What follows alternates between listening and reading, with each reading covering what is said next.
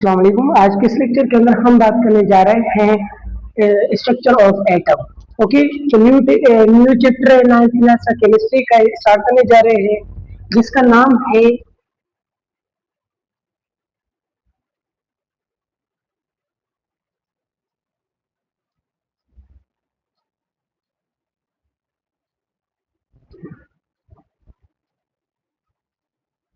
अच्छा। तो फ्रेंड्स देखिए, ये न्यू चैप्टर है, इसके अंदर हम स्ट्रक्चर ऑफ एटम पढ़ने वाले हैं। सही है। बेसिकली इस पूरे चैप्टर के अंदर हमारा जो टॉपिक होगा वो एटम होगा। हम एटम को समझेंगे।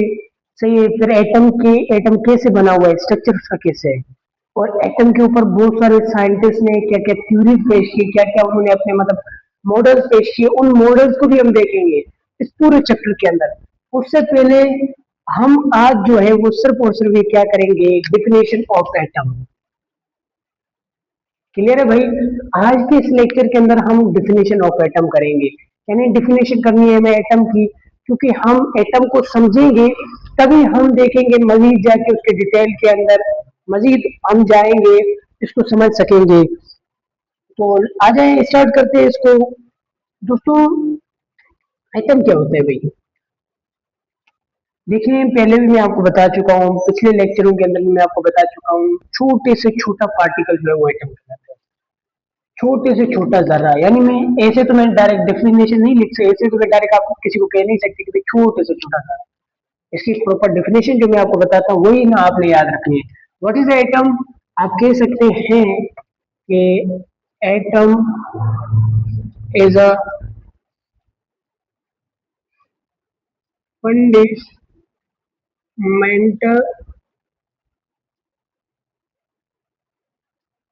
Particle of matter. क्या मतलब है भाई? फंडामेंटल पार्टिकल है, हुआ भाई हुआ। फंडामेंटल यानी बुनियादी, बेसिक। मैटर क्या है? ये मैटर का पार्टिकल है। यानी इस बात में आपको ये बताया जा रहा है कि मैटर जो है वो किससे बना हुआ है? एटम से मिलकर बना हुआ है। एटम नहीं होगा मैटर नहीं बनेगा भाई। अब मैटर क्या है? मैटर क्या है? हर वो शेय, जो कि मैं पहले बता चुका हूँ आपको, हर वो शेय जो कि जगह घेरे, उसका एक खास वजन हो।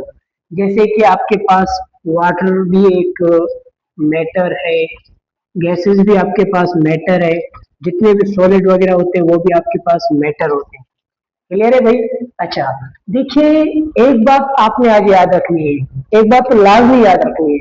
देखिए, एटम जो है ना, एटम कितनी भी चीजें दुनिया में, जितनी भी आप चीजें देखें, हत्ता कि एक ह्यूमन, एक इंसान, सही है, हर एक चीज शुरू में जो बनी हुई है वो एटम से मिलकर बनी हुई है। क्लियर है भाई? हर चीज एटम से मिलकर बनी हुई है। अच्छा, तो एटम जो है ना, बहुत ही इंपॉर्टेंस रखता है, बहुत ही इंपॉर्टेंस रखता है। और एटम जो है, अब ये तो आप समझ चुके हैं, एटम जो है ना, एटम ये ड्राइव किया गया है, यानी निकाला गया है। कहा किससे? एक ग्रीक का वर्ड है, यानी यूनान यूनानी वर्ड है, आप कह सकते हैं ग्रीक का एक वर्ड है जिसका नाम है एटोमोस। ये एटोमोस से एटम निकला हुआ है। क्लियर है भाई? एटोमोस से क्या निकला हुआ है? एटम निकला हुआ है। अब एटोमोस का क्या डिफिनेशन है भाई? एटोमोस का मतलब ये होता है इनडिविजिबल, यानी नाकाबिले तकसीम। एटम ऐसा पार्टिकल जो कि तकसीम नहीं हो सकता भाई। अन अनक्यूटेबल, इसका भी माना यही है। आप कह सकते हैं अनक्यूटेबल, या मतलब ये कि नाकाबिले तकसीम, जो कि तकसीम नहीं हो सकता। ये है आपके पास एटम। अच्छा, तो एटम जो है ना, एटम, देखिए, एटम सबसे पहले जो मटेरियल वर्ड है, मटेरियल वर्ड जानते हैं?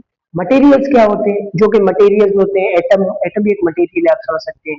मैटर वगैरह जो मटेरियल मादे होते हैं, वो मटेरियल वर्ल्ड के अंदर जो सबसे फर्स्ट डिस्कवरी थी ना, वो एटम की थी। किसकी थी भाई? एटम की थी। अच्छा, देखिए, एटम जो है, एटम, इसको डिस्कवर किसने किया था भाई? discovered by Democritus in BC। एक साइंटिस्ट है जिनका नाम क्या था, डेमोक्रिटस था। डेमोक्रिटस ने 400 बीसी 400 बीसी के अंदर इस एटम को डिस्कवर किया है। ये कौन थे भाई, डेमोक्रिटस कौन थे? ये एक यूनानी फिलोसफर थे भाई। ये क्या थे, एक यूनानी फिलोसफर थे। इन्होंने मटेरियल वर्ल्ड के अंदर सबसे पहली जो डिस्कवरी की वो एटम थी। सही है भाई। अच्छा, ये तो हो गया भाई। आपने क्या कुछ समझा हुआ है इस लेक्चर के अंदर कि भाई एटम जो है वो इज फंडामेंटल पार्टिकल, यानी एक तो पार्टिकल है, छोटा जर्रा है, और ये बुनियादी जर्रा है किसका, मैटर का। क्लियर है।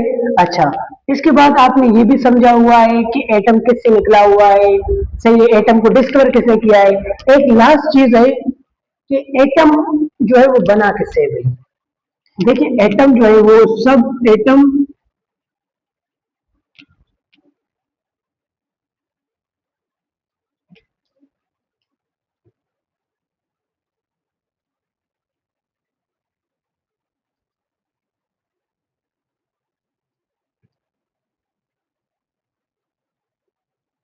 सब एटॉमिक पार्टिकल क्या मतलब है इसका भाई।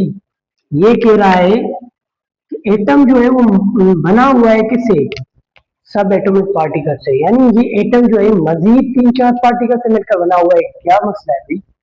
बिल्कुल भाई, यही बात है। अच्छा, सब एटॉमिक पार्टिकल यानी एटम की जो छोटे पार्टिकल है, ये मजीद जो है एटम एक छोटे पार्टिकल से मिलकर बना है, उनको हम कहते हैं सब एटॉमिक पार्टिकल। उनके अंदर आपके पास क्या कुछ आते हैं भाई। उनके अंदर आप कह सकते हैं आपके पास जो है वो इलेक्ट्रॉन्स आ सकते हैं। इसके बाद आपके पास आ सकते हैं प्रोटॉन आ सकते हैं। आप कह सकते हैं आपके पास न्यूट्रॉन आ सकते हैं। ये भाई 3 सब एटॉमिक पार्टिकल। क्लियर है भाई। ये है 3 सब एटॉमिक पार्टिकल्स। क्लियर है। अच्छा, देखिए इलेक्ट्रॉन जो है ना, ये इन पे माइनस चार्ज होता है। प्रोटॉन जो है इन पे पॉजिटिव चार्ज होता है। न्यूट्रॉन पे कोई चार्ज नहीं होता। क्लियर है। अच्छा, अब मैं क्या करता हूँ कि आपके सामने एक एटम का छोटा सा एक स्ट्रक्चर बनाने की कोशिश करता हूँ, ताकि आप बेहतर समझ सकें कि कैसे भाई एटम की एक स्ट्रक्चर है, उसके अंदर कैसे ये 3 पार्टिकल प्रेजेंट होते हैं। सही है। अच्छा, तो ये तो आपने नोट कर लिया होगा, इसको मैं मिटा लेता हूँ। सही है। अच्छा, तो दोस्तों देखिए,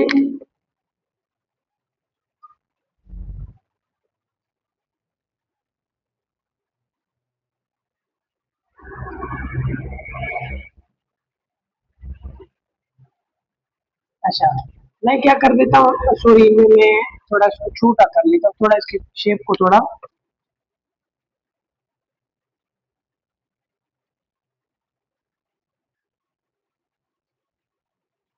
बस आप समझे कि ये एटम है। ये क्या है, एटम है। क्लियर है। ये एक एटम है। अब ये जो दिखाई दे रहा है ना, ये पार्ट आपको दिखाई दे रहा है, ये क्या है भाई, ये न्यूक्लियस ऑफ एटम है, यानी एटम का न्यूक्लियस है। सही है। अच्छा, यहाँ पे जो है ना, यहाँ पे आपके पास प्रोटॉन प्रेजेंट होते हैं जिसपे पॉजिटिव चार्ज होता है। इसके अंदर न्यूट्रॉन प्रेजेंट होते हैं जिसके अंदर कोई चार्ज नहीं होता, यानी इन दोनों इसके अंदर प्रेजेंट होते हैं। जबकि ये जो बाहर का जो आपको ये नजारा दिखाई दे रहा है ना, ये घूम रहे हैं जो आपको ये दिखाई दे रही है, ये क्या है, शेल है भाई, शेल। यानी शेल क्या होता है, अ सर्कुलर पाथ इन विच, मतलब इन विच जो है आपका एक ऐसा सर्कुलर पाथ होता है इन विच इलेक्ट्रॉन जो है वो मूव कर रहे होते हैं। क्लियर है भाई। व्हाट इज शेल, आप कह सकते हैं shell is a circular path in which move electron.